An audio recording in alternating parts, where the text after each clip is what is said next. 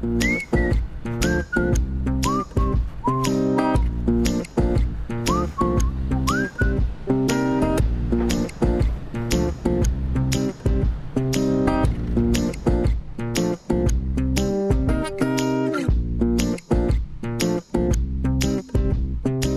thing about places like Cherbourg is that there are lots and lots of small cave, they're independent wine shops, and there are a number of advantages that they have over the supermarkets. The prices are very good, but you also get the opportunity in many of them to actually taste before you buy, and that's not a bad idea if you're going to invest a few bob. That seems... that gets a thumbs up.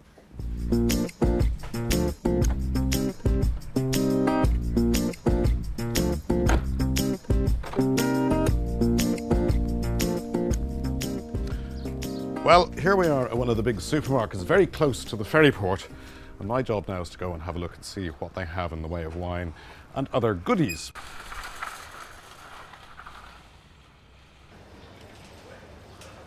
Well now, first things first, for me, I start with white wine, and I suppose this is going to be a personal kind of selection, but this is the sort of way I'd be thinking. Alsace, part of France that has a sort of German tradition, but they make very dry, very lovely white wines. Bit unfashionable because in ways, when we in Ireland see a bottle that shape, we think it's going to be sweet. Not the case with Alsace, and that's actually an Edelsvicker, which is one of the cheaper wines. It's only $2.99. Couldn't really say what it tastes like. Could be a bit neutral.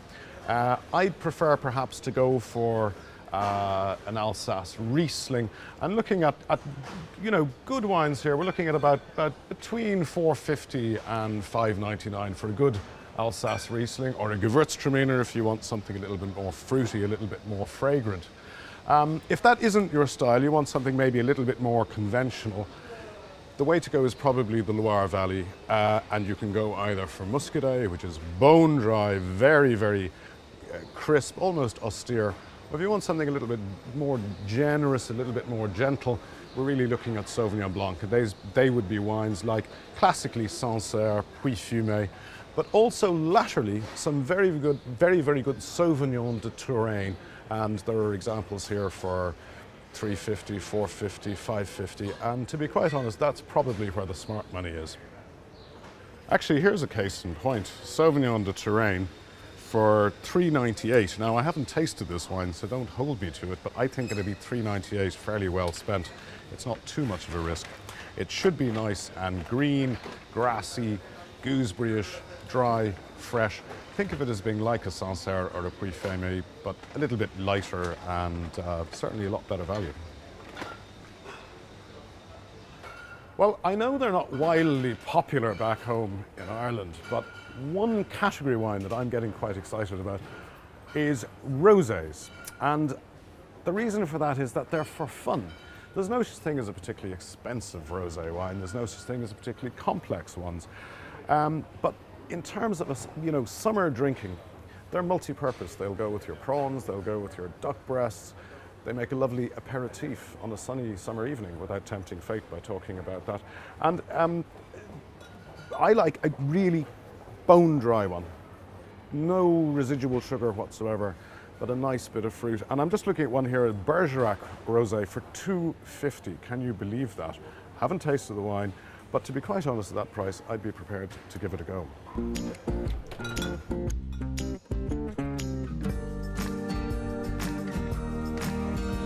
Well, here we've got a wine that you certainly won't see very much of back home, a Lirac, which is from the valley of the Rhone. And if you want to know what it tastes like, it's essentially, it's like a Côte d'Rône, but it's got a little bit more oomph, it's got a little bit more, I suppose, elegance to it. And here I see it's $4.50, which is not bad at all. If you move into the straight Côte d'Rône, the prices here would go from about just over €2 a bottle, and I don't think that's really the area we want to go to. But a decent Côte d'Rône, again around $4.50, and I see here some Côte d'Rône Village. Now they're village wines from within the Côte d'Rône, so they generally speaking are of a superior quality. They have a little bit more intensity, and examples of that would be Cairan, for example. You've got a lovely old-fashioned label here. a Cairan Côte d'Aron, and I see that's on special offer at $4.30, which is pretty good. Just to put that in context, in Ireland, a straight Côte d'Aron of good quality should be costing you somewhere between 11 and 13 euro. And if you go up to one of the village wines like the Cairan, probably 14 to 15. And interestingly enough, if you go up the quality scale again, for example, to a Croz's Hermitage, this is 7.90, that's certainly going to be costing you the better part of 20 euro back home. So that gives you some idea of the kind of savings you can actually get here. Well, because champagne is taxed even more highly in Ireland than ordinary wine, it obviously makes sense to pick some up here. Now, obviously there are savings to be made on the famous names, and we have famous names here like Veuve Clicquot and Moët Chandon. But to be quite honest, I think there is better value if you go into the less well-known Grand Marques. And there's certainly one here that catches my eye. It's on special offer here.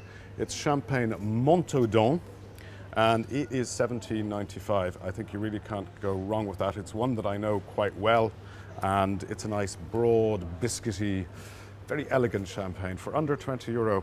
Come on.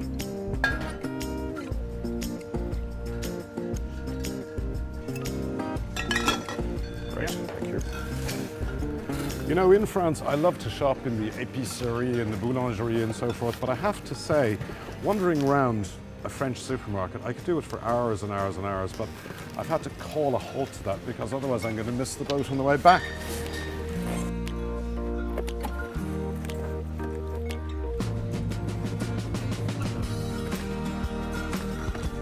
Well, back in Rosslare, I was stressing the need for a good empty boot, and I think you can see why now.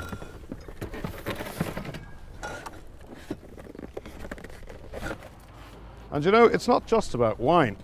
I've got a box here of all sorts of goodies that it's just a pleasure to come across. I've got a huge, big bunch of local asparagus. I've got artichokes the size of footballs, and I've got walnut oil and confit de canard and all sorts of things like that. So I say it's not just about wine, but you can also pick up some very nice stuff to have with your wine.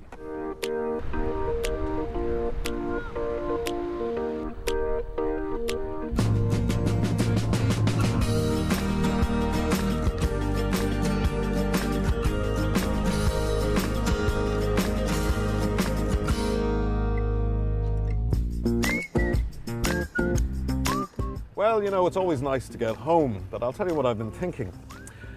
I'm just imagining what it would have been like if I was coming through an airport now, struggling through with all that baggage. Frankly, doesn't bear thinking about.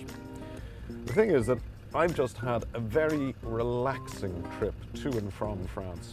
And I'll tell you something, I'm going off to start saving for my next one now.